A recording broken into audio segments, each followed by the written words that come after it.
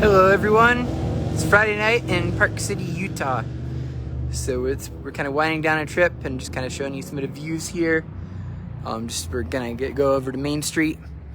So haven't had a chance to go live with new city footage yet this trip, and wanted to do that for our followers here and hopefully save this and put this on YouTube at some point too.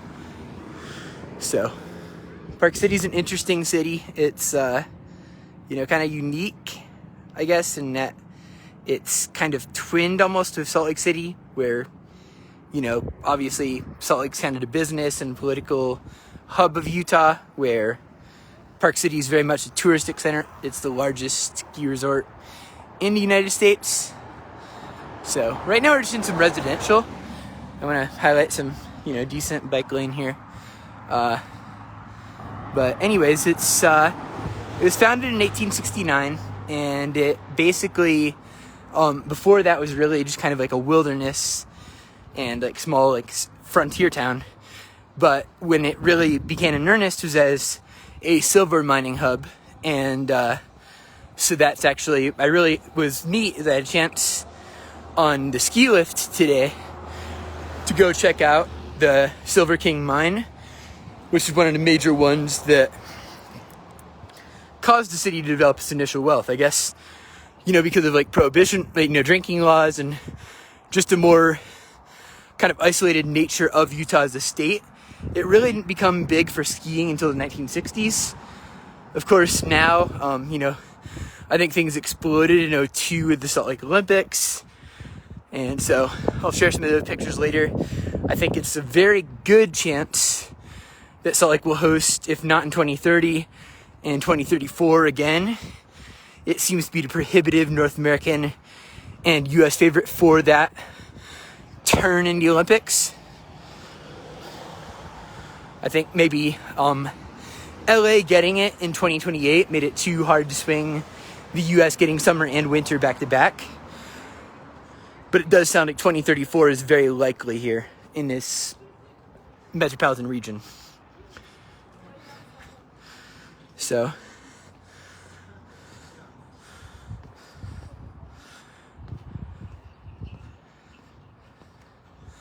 we'll get all the way up to the Main Street. I guess when I started this, I thought I'd be to the more interesting part of town quicker. But my goal is to at least get you to the Egyptian Theater, which is probably the most notable global or national landmark in Utah from a outside fame perspective. Those of you guys that are movie buffs, you might know the Sundance Film Festival, and that of course was hosted, or has been hosted, in Park City for a long time now, and it's kind of gradually grown in influence over the decades, and it's probably the most well-known American film festival at this point in terms of esteem, prestige, and everything.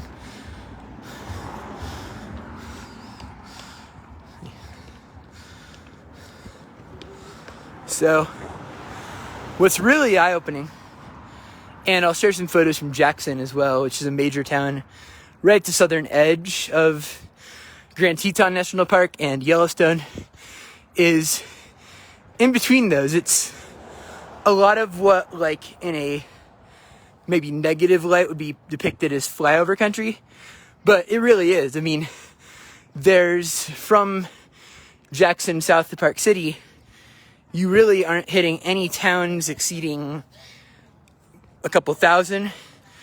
And I mean, we went probably several hours without encountering a grocery store or even the coffee shop. So it's definitely a very isolated and remote corner of the U.S. That doesn't mean there's anything wrong with that. I mean, they definitely love their open space, as Wyoming is the least populated state in the Union. But it's, a long drive to get there. We found some interesting stops en route to kind of break it up a little bit, but there's only so much you can do when you're going in between these. The West is very vast, and I think you really get a feel for that, especially when you're driving through Wyoming and Idaho.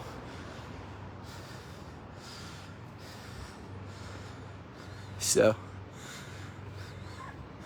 it's like we're getting a little closer to some activity there's Park City Transit. You know, I don't have anything, you know, metrics on that specifically. But what I'll say is I've seen probably a lot more, you know, Park City Metro buses than you'd normally see in a town of this size. I mean, I don't know. Park City is really not a huge town. Like, it's effectively is a town at this point. But that's kind of an impressive feature for it. There's several areas to get around, and probably a legacy of hosting something like the Olympics, that they have a system like that. And yeah, just definitely has some parts of it that are outsized from its influence. I mean, it is in a metro area of about 2.6 million if you factor in Ogden and Provo along with Salt Lake, but it still is certainly not even a secondary or tertiary city by population. So I think we're officially coming into the Main Street Historic District. That's kind of been a you know, like question in recent years, as of course Park City has become more of a touristic landing spot, like what buildings should go where. I know they're planning on putting on a major arts and cultural center right at the edge of Main Street here, and that apparently, based on the tour I took today, was rejected. So I mean, you can see both perspectives on that. You kind of want to have some mixture, I think. Like, you want to have historic preservation, but you also want things to not be static.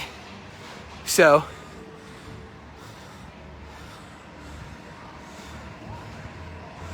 and as far as I know, I'm just making sure, because right now this says Park Ave, and so this would imply that I have been walking you on not Main Street for this time. But fortunately for us, Main Street almost certainly is right across here. This is Town Lift. If you come here, it's a really nice ride, but it takes a really long time. It's like always stopping. I think it's a safety feature. Every time someone gets off, it stops.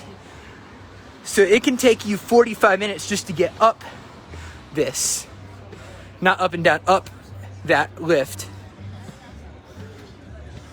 So here's the pedestrian bridge here to get over to this area. It's a very nice, I don't know if this is like an event, like a wedding or something like that going on, or just some, like, you know, that's entirely possible, and that's just the choice of dress. Of course, we have the cowboy and that garb happening. So anyways, now we're on Main Street. This is a nice little passageway to connect over here. And like I said, I plan on getting you up to Sundance. I don't have all night. I mean, it's going to be an early morning, and we are actually going home as of tomorrow. But hopefully this is giving you a feel for Park City and what it has to offer. There's a great trail network around here. I mean, I think Salt Lake is probably as well endowed from a natural scenery standpoint as any city in the U.S. Probably among the best in that regard in the world. I would not feel at all in doubt making that claim, just based on the unique geology and the fact you can get to 11,000 feet in such a short time. So, thanks. Yeah, yep. It is a really cool town. Yeah, so,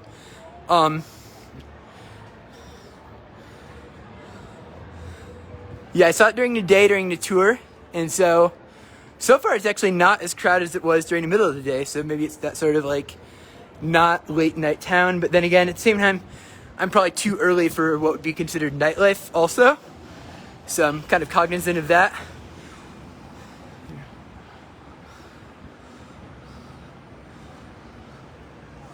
There's another lift there. It's a little like Whistler, British Columbia, having experienced that a few years ago. But I'd say the design is a little more authentic. I mean, this place had a reason for existing with the silver industry and with that kind of like the transport and logistics that happened there. So it looks like Flatiron Building actually up here that Patagonia has taken office in. Probably a lot of big box shops have moved in recently. I can tell that it's become more corporate if it wasn't already. But still, it has a very nice feel to it. You know, I mean, the design was still ultimately preserved. And just now, I think we're actually officially entering the historic district. So, I recommend, I think one of the best ways to get to know a city is to take a historic walking tour. So, it's just kind of cheap.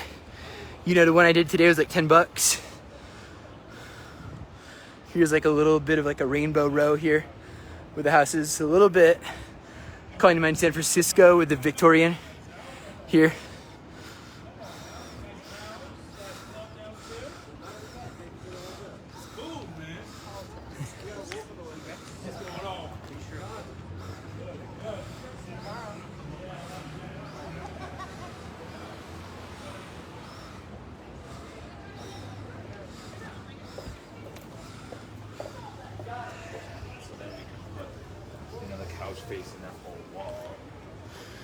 So it is a gradual uphill.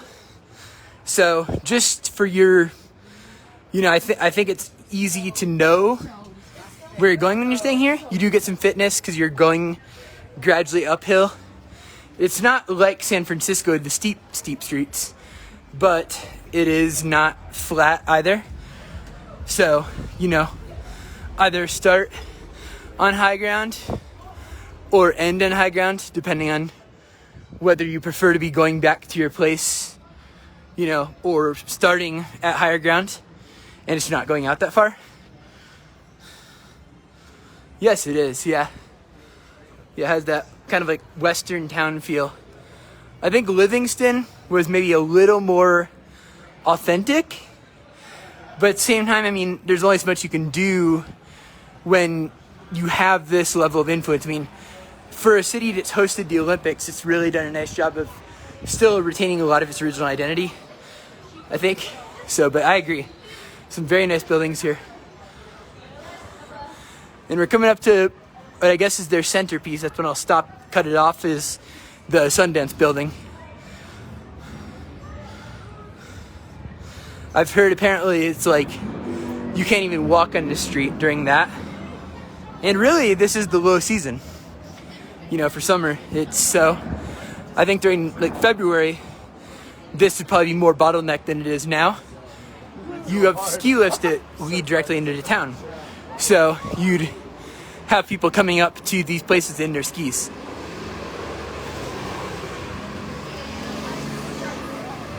So.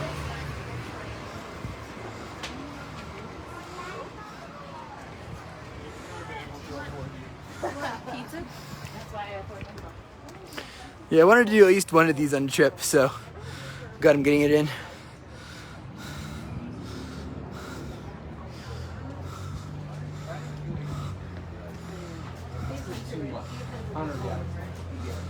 So, heading home in the morning, so one last night of travel. Absolutely.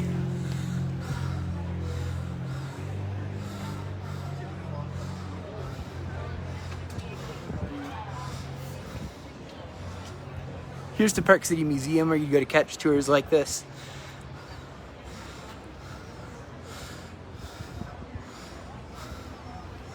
So I think we only have a couple more blocks to go. The house is up here in the mountains.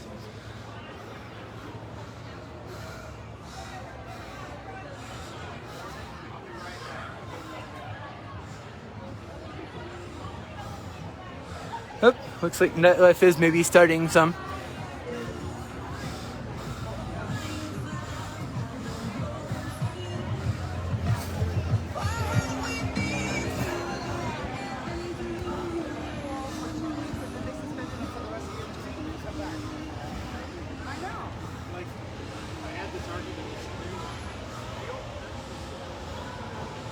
Just taking in the scene.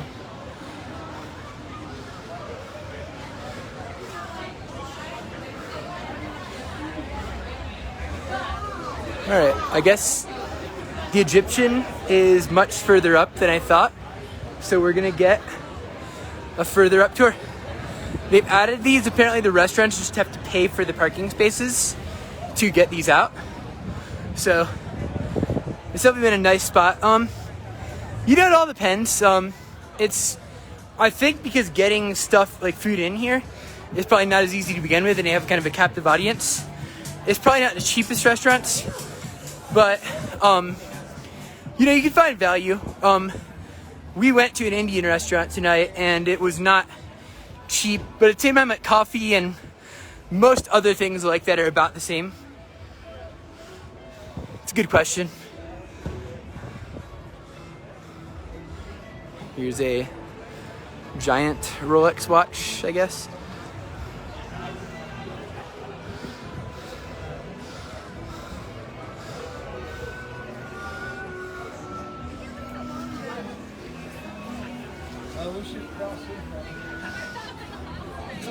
So, local street performers.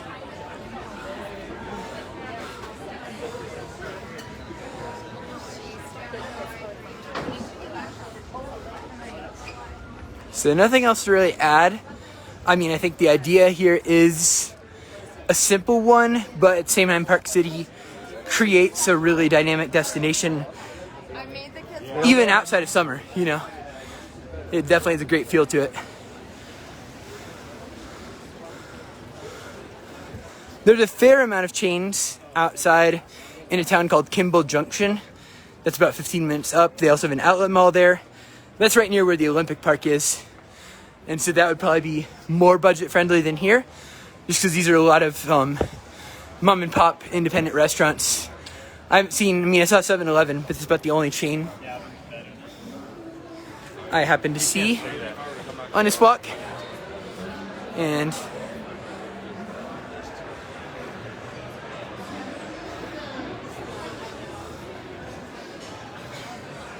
a lot of open streets.